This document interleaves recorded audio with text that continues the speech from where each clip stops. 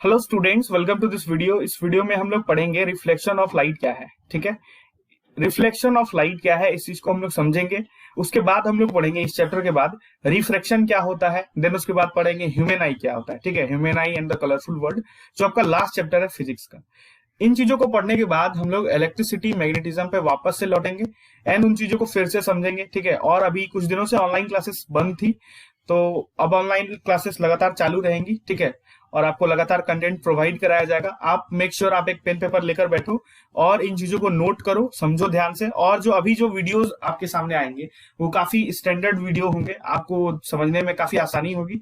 ठीक है, और आप इससे आसानी से पढ़ सकते हैं। अभी देखो, रिफ्लेक्शन ऑफ लाइट हमें पढ़ना है। इसके बारे में आप थोड़ा बहुत पहले से जानते होंगे।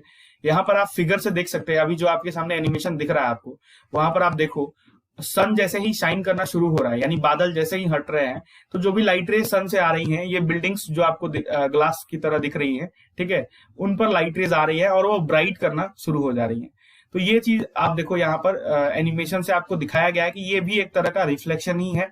ठीक है, तो अभी हम लोग वैसे बहुत सी चीजें डिस्कस करनी है। सबसे पहले हम लोग लाइट के बारे में थोड़ा सा बेसिक सी चीजें डिस्कस करेंगे, उसके बाद हम लोग इसके टॉपिक्स को पढ़ना स्टार्ट करेंगे। तो स्टार्ट करते हैं सबसे पहले लाइट क्या है। ठीक है, तो लाइट को समझना जरूरी है, तो सबसे पहले लाइट को समझते हैं हम लोग कि लाइट क्या है।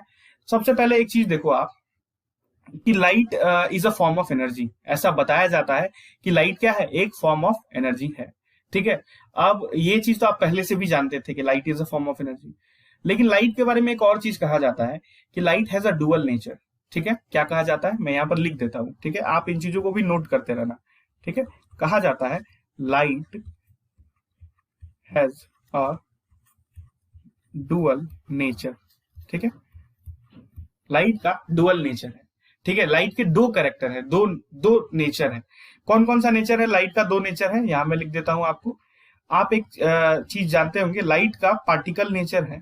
ठीक है, यानी लाइट को एज अ पार्टिकल भी कंसिडर किया गया है और लाइट को एज अ वेव भी कंसिडर किया गया है। ठीक है, तो पार्टिकल नेचर और वेव नेचर ये दोनों चीजें कंसिडर की गई है। अब एक चीज देखो, क्या आपको वेव नेचर क्लास 10th में पढ़ना है? तो आंसर है नहीं। वेव नेचर, लाइट का जो वेव नेचर है उसको आपको क्लास 10 में नहीं पढ़ना है, क्योंकि अभी आप ये चीज नहीं समझ सकते। ठीक है, आपको क्लास 11th में जब वेव्स पढ़ाया जाएगा एंड देन आप जब 12th क्लास में जाओगे, फिजिक्स अगर आप आगे पढ़ रहे हैं, तो वहां पर आपको ये बतलाया जाएगा कि जो लाइट है वो वेव्स के ऑलमोस्ट हर कैरेक्टरिस्टिक्स को फॉलो करता है।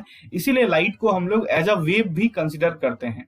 और लाइट एज अ पार्टिकल का भी जो भी प्रॉपर्टीज होती है उसको भी मतलब फॉलो करता है। तो लाइट को पार्टिकल भी माना गया है और वेव भी माना गया है। तो क्लास 10th में आपको पार्टिकल नेचर के बारे में ही पढ़ना है। ठीक है, ये आपको क्लास 10th में आपको पार्टिकल नेचर के बारे में ही पढ़ना है, वेव नेचर के बारे में नहीं पढ़ना है। ठीक है, वेव नेचर क्या होता है? देखो, वेव नेचर जैसे इंटरफेरेंस वगैरह होता है, डाइफ्रैक्शन होता है, ये चीजें वैसे आप नहीं समझ पाएंगे अभी, लेकिन इंटरफेरेंस है, डाइफ्रैक्शन है, इस तरह की चीजें जो है वेव की प्रॉपर्टीज है, ये चीजें लाइट शो करता है। ठीक है, ये आप क्लास 12th में पढ़ेंगे। अभी आपको बस ये समझना है कि लाइट पार्टिकल नेचर को शो करता है। ठीक है, तो अभी हम लोग particle nature of light start करेंगे धीरे धीरे। सबसे पहले कुछ टॉपिक्स को हम लोग समझते हैं। सबसे पहला जो टॉपिक है आपके सामने कि luminous and non luminous object क्या होता है। ठीक है, luminous object and non luminous object क्या होता है। तो देखो, लुमिनियस ऑब्जेक्ट वैसे ऑब्जेक्ट्स होते हैं, मैं यहाँ पर लिख देता हूं, आप इन चीजों को नोट करते रहना। ठीक है, आप एक पेन पेपर ले लो एंड इन चीजों को नोट करो। लुमिनियस ऑब्जेक्ट क्या होता है? ठीक है, तो वैसे ऑब्जेक्ट्स जिनका खुद का लाइट हो। ठीक है, those objects which have their own light, which have their own light। ठीक है, वैसे ऑब्जेक्ट्स जिनका खुद का लाइट होता है, उन ऑब्जेक्ट्स को हम लोग बोलते हैं लुमिनियस ऑब्जेक्ट। एग्जाम्पल के तौर पे अगर आप समझेंगे तो जैसे सन है, तो क्या सन को कोई और लाइट दे रहा है? नहीं, सन तो खुद ही अल्टीमेट सोर्स ऑफ लाइट है। तो सन क्या है आपका? लुमिनियस सोर्स है ना। अगर आप स्टार्स की बात करें तो स्टार्स भी क्या है? लुमिनियस सोर्स है, उनके पास भी खुद का लाइट होता है। कोई बल्ब है, बल्ब का भी खुद का लाइट है ना। तो ऐसी चीजें जिनका खुद का लाइट हो, उन चीजों को हम बोलते हैं कि वो लुमिनियस ऑब्जेक्ट्स होते हैं। ठीक है, नॉन लुमिनियस ऑब्जेक्ट वहां कौन से होते हैं ये मैं पहले लिख देता हूं। ठीक है, तो यहां मैंने लिख दिया नॉन लुमिनियस। ठीक है, आप इन चीजों को नोट करते रहो। ठीक है, नॉन लुमिनियस ऑब्जेक्ट्स वैसे ऑब्जेक्ट्स जिनका खुद का लाइट नहीं हो। ठीक है, तो यहां मैं लिख देता हूं which do not have their own light, ठीक है। वैसे ऑब्जेक्ट्स जिनका खुद का लाइट नहीं होता है, उन ऑब्जेक्ट्स को हम लोग बोलते हैं नॉन लुमिनियस ऑब्जेक्ट्स। एग्जाम्पल के तौर पे अगर आप देखें तो मून, ठीक है, मून एक एग्जाम्पल है कि वो खुद का लाइट नहीं होता उसका, ठीक है। लेकिन ऐसा नॉन लुमिनियस ऑब्जेक्ट सिर्फ वैसे ऑब्जेक्ट को नहीं कहेंगे जिनका खुद का लाइट नहीं है, यानी ये वैसे ऑब्जेक्ट्स हैं जो दूसरे के लाइट को रिफ्लेक्ट कर सकते हैं, ठीक है। It means non luminous objects are capable of reflecting the light of others, ठीक है, दूसरे ऑब्जेक्ट्स के लाइट्स को रिफ्लेक्ट कर सकते हैं, which are capable of reflecting light, ठीक है। तो वैसे ऑब्जेक्ट्स को हम नॉन लुमिनियस ऑब्जेक्ट कहते हैं। एग्जांपल में जैसे मैंने आपको मून बताया अभी नॉन लुमिनियस में, ठीक है। दूसरा एग्जांपल आप कह सकते हैं टेबल, चेयर, ये सारी चीजों के पास खुद का लाइट नहीं होता है। आप देखेंगे अगर वैसी चीजों अंधेरा अगर रूम है आपका, उसमें लाइट नहीं है, तो अगर आप टेबल चेयर रखा हुआ है तो वो आपको प्रॉपरली विजिबल नहीं होगा। इसका मतलब क्या है, उसके पास खुद का तो लाइट नहीं है, लेकिन अगर आप वहीं एट द सेम टाइम अगर आप एक इलेक्ट्रिक बल्ब जला देते हैं वहां पर, तो वहां पर क्या होता है, इलेक्ट्रिक बल्ब से लाइट रेज निकलकर टेबल चेयर्स पर पड़ती हैं, एंड देन टेबल चेयर्स जो भी ऑब्जेक्ट्स हैं रूम के अंदर, वो चीजों पे लाइट रेज जैसे इंसिडेंट होती हैं तो रिफ्लेक्ट होकर हर डायरेक्शन में फैल जाती है, और जो लाइट रेज हमारी आंखों की पास आती है, वहां से हम देख सकते हैं कि ये रिफ्लेक्शन के फिनोमेना के थ्रू कि ऑब्जेक्ट्स कौन सा ऑब्जेक्ट्स कहां पर है, ठीक है। तो ये चीज आपको खैर क्लियर होगी, ये चीज आप पहले से भी जानते होंगे, इसलिए मैंने थोड़ा फास्ट और शॉर्ट में बताया आपको, ठीक है। तो luminous objects which have their own light, example के तौर पे अगर आप लिखें तो मैं एग्जांपल भी लिख देता हूं, ठीक है। यहाँ पे मैं एग्जांपल इस तरीके से मैंने यहाँ पर इंसर्ट कर दिया। देखो एग्जांपल में अगर आप कहें तो सन है आपका, ठीक है, स्टार है, इस तरह की चीजें, ये आपका क्या है बताओ, लुमिनियस ऑब्जेक्ट। बल्ब वगैरह ये सब लुमिनियस ऑब्जेक्ट है। नॉन लुमिनियस में एग्जांपल अगर आप लिखें तो यहाँ मैं एग्जांपल लिख देता हूँ। नॉन लुमिनियस में एग्जांपल अगर आपको लिखना है तो आप लिख सकते हैं टेबल, चेयर, अदर ऑब्जेक्ट्स जो भी हैं, ठीक है, जिनका खुद का लाइट नहीं है, ठीक है, जो केवल रिफ्लेक्ट कर सकते हैं लाइट को, मून हो गया, ठीक है। ये सब जो है ये आपका क्या हो गया, non luminous objects. So students, आई होप आपको ये luminous and non luminous objects clear हो गया होगा। अब हम लोग समझते हैं व्हाट इज रिफ्लेक्शन, ठीक है, रिफ्लेक्शन क्या होता है। तो ये चीज आप पहले से भी जानते हैं रिफ्लेक्शन क्या होता है, लेकिन देखो let's first see the definition. Definition क्या है आपके सामने, आप देखो, the phenomenon of turning back of light when incident on the boundary of two media or bouncing back in the same medium is called reflection। देखो वैसा phenomena जहां पर लाइट रेज इंसिडेंट होने के बाद, यानी किसी जगह पर पड़ने के बाद वापस से उसी मीडियम में रिफ्लेक्ट बैक हो गया, बाउंस बैक हो गया, उसको हम लोग रिफ्लेक्शन बोलते हैं। एग्जाम्पल के तौर पे अगर आप देखें तो मान लो यहाँ पर मैं इस तरह से एक मिरर बना लेता हूं, ठीक है, और ये इस तरह से पीछे बनाने का क्या मतलब है कि ये मिरर के इस तरफ मतलब ये जो ऑब्जेक्ट है इसके इस तरफ लाइट नहीं आ सकती है, राइट साइड को लाइट रेज पास नहीं कर सकती है, मतलब इसको इधर ही लाइट रेज रह सकती है, ठीक है। तो यहां से मैंने एक लाइट रेज यहाँ पर इंसिडेंट कराया और ये इस तरह से यहाँ पर रिफ्लेक्ट हो गया। तो ये देखो, ये लाइट रेज हमारा इंसिडेंट हुआ, ये लाइट रेज हमारा रिफ्लेक्ट हो गया, और ये जो आपका पोर्शन है, ठीक है, ये एक परपेंडिकुलर टू द सरफेस, ये जो आपका सरफेस है, ठीक है, ये जो आपका मिरर है, मान लो ये मिरर है, ठीक है, तो ये जो आपका मिरर है, मिरर पे ये जो परपेंडिकुलर हमने ड्रॉ किया, ठीक है, ये परपेंडिकुलर, इसको हम लोग बोलते हैं नॉर्मल। क्या बोलते हैं, नॉर्मल। ये चीज आप पहले से जानते हैं, ठीक है। और ये जो हमारा लाइट रेज जैसे डायरेक्टली इंसिडेंट हो रहा है मान लो पॉइंट ओ पर, तो ये हमारा जो लाइट रे है ये मान लो ओ ए है, ठीक है, ओ ए है, तो ये लाइट रे हमारा होता है इंसिडेंट रे, इसको हम लोग बोलते हैं क्या, इंसिडेंट रे, ठीक है, इंसिडेंट रे। और ये जो हमारा लाइट रे है जो मिरर पे पड़ने के बाद वापस से बाउंस बैक हो रहा है, इसको हम लोग बोलते हैं रिफ्लेक्टेड रे, ठीक है। तो यहां मैंने लिख दिया है, देखो आप, रिफ्लेक्टेड रे, ठीक है। तो ये चीज आपको समझ आ रही होगी कि रिफ्लेक्शन क्या होता है कि जब एक लाइट रे है वो पास कर इंसिडेंट हो रही है किसी सरफेस पे, तो सेम मीडियम में बाउंस बैक हो जाए, ठीक है। मान लो इस तरफ मीडियम 1 है, मीडियम 1 का मतलब क्या होता है, मीडियम का मतलब क्या होता है बेसिकली, जैसे मैं आपको पहले मीडियम का मतलब बताता हूं। देखो आप जानते भी होंगे वैसे, मीडियम का मतलब क्या होता है, जैसे मान लो कि ये मैंने एक सरफेस ले लिया, इधर एयर है और इधर वाटर है, ठीक है। तो एयर एक अलग मीडियम है, वाटर एक अलग मीडियम है, और दोनों मीडियम में लाइट ट्रेवल कर सकता है। तो वैसा चीज, वैसा एटमॉस्फेयर जहां सब्सटेंस आप कह सकते हैं, वैसा एटमॉस्फेयर जहां पर लाइट ट्रेवल कर सकता है वो मीडियम है, ठीक है, जैसे एयर है, वाटर है, तो ये अलग अलग मीडियम हो गया। उसी तरह से यहाँ पर देखो जो रिफ्लेक्शन का फिनोमेना हो रहा है, तो ये क्या हो रहा है, एक ही मीडियम में हो रहा है, ठीक है, एक ही मीडियम में हो रहा है। तो वही लिखा हुआ है यहाँ, bouncing back in the same medium. मैं एक सेकंड हाईलाइटर ले लेता हूँ, फिर आपको समझाता हूँ, ठीक है। ये देखो आप, ये लिखा हुआ है bouncing back in the same medium is called reflection, ठीक है। Bouncing back of light in the same medium is called reflection of light. तो ये चीज आई होप आपको क्लियर हो गया होगा, ठीक है। अब हम लोग समझते हैं लॉज ऑफ रिफ्लेक्शन क्या होता है, ठीक है। रिफ्लेक्शन के कुछ लॉज हैं, उनको हमें समझना जरूरी है।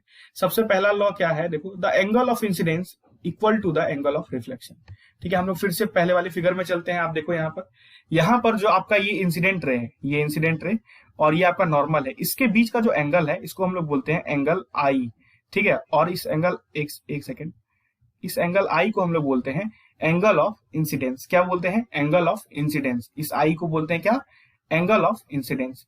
और जो आपका ये देखो, ये मैंने वैसे पूरा परफेक्टली नहीं बनाई है, ठीक है। वैसे ये एंगल ऑफ इंसिडेंस जो है ये एंगल ऑफ रिफ्लेक्शन के बराबर होता है। तो ये देखो आर थोड़ा आपको छोटा लग रहा होगा यहाँ, लेकिन आप मान लेना इस तरह से, देखो यहाँ पर ये इस तरह से ऐसे, ठीक है। तो ये दोनों एंगल ऑलमोस्ट सेम होते हैं, ठीक है। ये चीज आपको कंसिडर करना है कि एंगल ऑफ इंसिडेंस जो है वो एंगल ऑफ रिफ्लेक्शन के इक्वल होता है। तो एंगल ऑफ इंसिडेंस क्या है, इंसिडेंट रे और नॉर्मल के बीच का एंगल को हम लोग बोलते हैं एंगल ऑफ इंसिडेंस, और नॉर्मल और रिफ्लेक्टेड रे के बीच का एंगल को बोलते हैं एंगल ऑफ रिफ्लेक्शन। तो पहला लॉ हमने जो पढ़ा अभी, ठीक है, वो है एंगल ऑफ इंसिडेंस जो है आपका वो एंगल ऑफ रिफ्लेक्शन के इक्वल होगा। तो हम लोग इसको इस तरह से लिखते हैं, angle I is equal to angle R, ठीक है। तो वो पहला लॉ है आपका। दूसरा लॉ हमारा इसी में क्या है, incident ray, reflected ray and the normal all lie in the same plane. यानी इंसिडेंट रे जो है वो रिफ्लेक्टेड रे है और नॉर्मल वो एक ही प्लेन का मतलब होता है सरफेस। क्या होता है, सरफेस। जैसे कि एग्जांपल मैं आपको देता हूं, यहाँ पर आप देखो, जैसे ये हमारा है मिरर, यहाँ पर हमारा, एक सेकंड, ये मेरा से फिर से टेढ़ा बन गया, आप इन चीजों को नेग्लेक्ट करना, ठीक है। मैं इरेज कर देता हूं। देखो ये हमारा मिरर और ये हमारा मान लो हो रहा है रिफ्लेक्शन, ठीक है, इस तरीके से। और ये हमने बना लिया यहाँ पर नॉर्मल, ठीक है, ये हमारा नॉर्मल है। तो जो आपका इंसिडेंट रे है ये वाला, ठीक है, जो आपका रिफ्लेक्टेड रे है ये वाला, तो ये और ये नॉर्मल एक ही प्लेन में है, यानी एक ही सरफेस में है। अगर मैं यहाँ पर एक्स वाई एक्सिस बनाऊं, ठीक है, जैसे मान लो मैं यहाँ पर एक्स वाई एक्सिस बना दिया, एक्स एक्सिस बना दिया मैंने, वाई एक्सिस बना दिया, तो देखो ये जो चीज हो रही है ये किसी एक पर्टिकुलर प्लेन में हो रही है, यानी एक 2 डायमेंशनल प्लेन में हो रही है, एक ही सरफेस पर हो रही है। इसी को बोला जा रहा है कि जो एंगल ऑफ इंसिडेंस है वो आपका एंगल ऑफ जो आपका इंसिडेंट रे है, रिफ्लेक्टेड रे है और जो नॉर्मल है, वो तीनों जो है सेम प्लेन में लाई करेंगे। तो incident ray, reflected ray and the normal all lie in the same plane, मतलब एक ही सरफेस पे लाई करेंगे। और पहला क्या था, angle of incidence equal to angle of reflection. So these are laws of reflection. Okay, I hope आपको ये पूरा लॉज ऑफ रिफ्लेक्शन क्लियर हो गया होगा। सो रिफ्लेक्शन ऑफ लाइट के बाद हम लोग समझते हैं ऑब्जेक्ट्स एंड इमेजेस क्या होता है। फिजिक्स में ऑब्जेक्ट्स और इमेजेस किसको कहेंगे, ठीक है। तो सबसे पहले मैं ऑब्जेक्ट्स की बात करता हूं, यहां मैं लिख देता हूं, एक सेकेंड, ऑब्जेक्ट्स, ठीक है। ऑब्जेक्ट्स किसको बोलेंगे ये हम लोग समझते हैं। देखो कोई भी चीज, ठीक है, फिजिक्स में ऑब्जेक्ट्स उसी चीज को बोलेंगे जिसका या तो खुद का लाइट हो या वो लाइट रेज रिफ्लेक्ट कर रहा हो, ठीक है, या तो उसका खुद का लाइट हो या तो वो लाइट रेज रिफ्लेक्ट कर रहा हो, उस चीज को हम लोग बोलेंगे ऑब्जेक्ट, ठीक है। तो ये चीज आपको ध्यान रखनी है। यहां पर आप लिख लो which have their own light और which are reflecting the light rays, ठीक है। तो यहां मैं लिख देता हूं ऑब्जेक्ट्स विच हैव देयर, ठीक है, देयर ओन लाइट, उसके बाद आपको लिखना है और रिफ्लेक्ट्स